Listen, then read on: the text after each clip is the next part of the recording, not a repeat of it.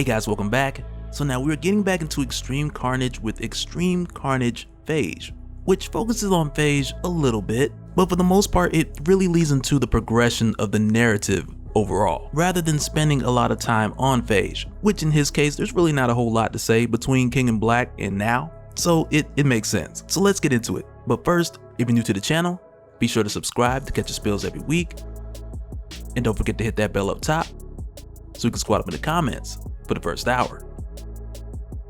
Alright, so where this starts back, it picks up as a bit of a continuation from Planet of the Symbiotes issue 1, where we had last seen Phage along with Lasher, Agony, and Riot, and it's in this issue where we only get a pickup to where like Phage has been since then, because from that time when they all had tried to devour Scream while under the influence of Knull, and Scream just blasted her way out with her Hellmark, since then these guys have been separated. And as we follow Phage with this one, it kind of feels like we're going to get the story of the others picking up from the same cliffhanger throughout the course of Extreme Carnage.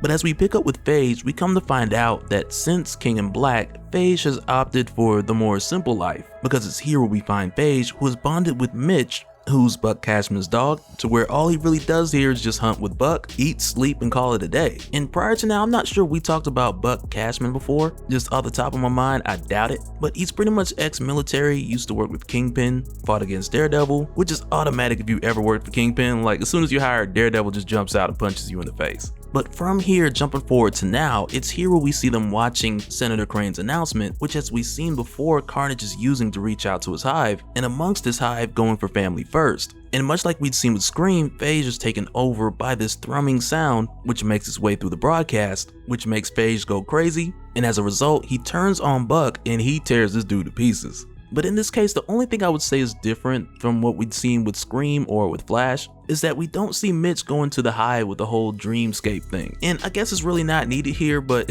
it would have been funny just to see him just appear before Carnage in his hive and Carnage just be like, sit, boo-boo, sit, good dog. But it really wasn't needed because we get the idea with just seeing the Senator and with us knowing by way of Flash like what Carnage is up to. But then after this, we then go over to Andy Benton shortly after she destroyed the Scream symbiote out of desperation, and while she's mourning over the remains of Scream, which are unresponsive, she's then approached by a group of the guardsmen, and they tell her that Alchemax owns the right to all non-human matter, which is a bit of a tricky statement, but essentially they're telling Andy that they want the remains of the Scream symbiote, the ashes that are on Andy's body, and anything that still remains within Andy's system left over from the symbiote. But I also gotta say, like, this whole thing with Alchemax saying like they own the rights to all non-human matter, it kind of reminds me of some news I saw the other day with Lil Uzi Vert, who just bought a planet. And the first thing I thought when I saw it was like, okay, first of all, who owns that planet? Like, who'd he buy it from? And when I seen it, man, I was like, man, if that don't sound like a scam, bro, like.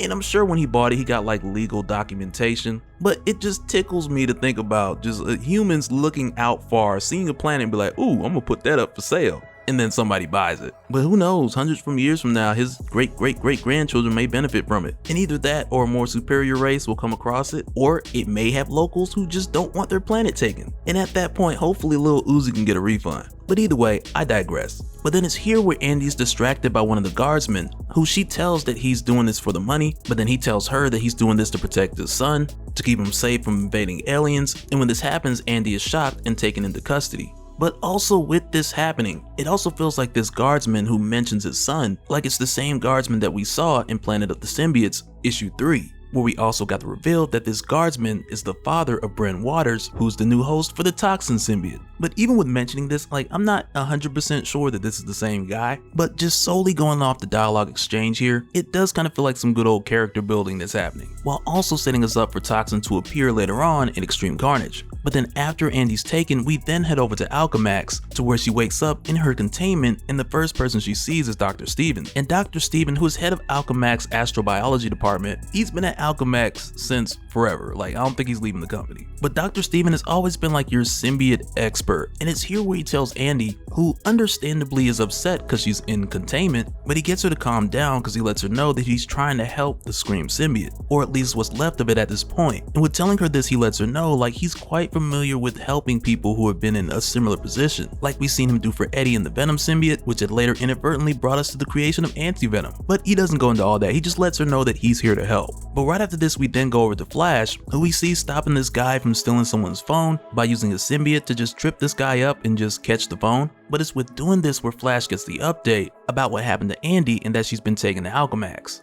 But then it's also here we find out that Buck Cashman is private detail for Senator Crane. And when he comes to Alchemax demanding that Andy Benton's treatment is immediately under his oversight, this is a huge curveball for a number of reasons. Cause for one, we saw this dude just die. And as far as him working for Senator Crane, like that wouldn't be too far of a twist if the opening scene wasn't him getting his throat ripped out. But with him coming back here with no pupils and a yellow shirt, you kinda know what's going on. And it isn't long before he gets right to it. Because as soon as he goes in, he heads for Andy Benton's containment unit, and even though Andy doesn't necessarily recognize Buck, it really isn't long before she realizes that who all she's really dealing with him calling her a traitor and then telling her that he's here for payback. And it's here where Andy discovers that Carnage has gotten to Phage, but then also that Phage wants payback for what had happened the last time that him and Andy had met, as well as for what she did to the Scream symbiote. But also, I just gotta point out that this combination between Carnage and Phage, it looks like the best pair of Air Maxes that I ever seen. Like, I'm really digging the colorway here.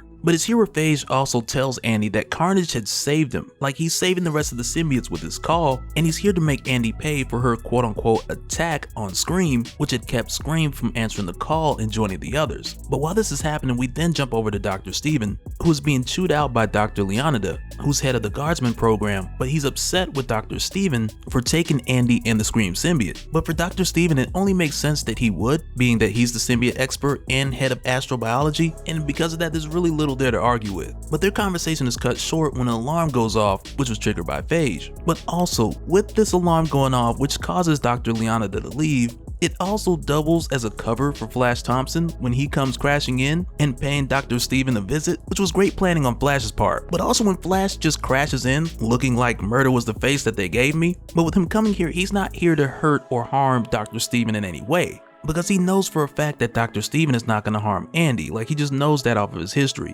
But with Flash showing up here, like for one, it's obvious that he's looking for Andy. But then on top of that, like the look on Dr. Steven's face when he sees that Flash is alive, like that is literally the face you make when you've seen a ghost. But at this point, Dr. Steven, he's not even aware of like the full details of what happened in King in Black. So this is the first time he's seen Flash in a long time. So to put it modestly, he's a bit shook. But it's also funny because he didn't budge when the Xeno alert went off, like, and that happens all the time.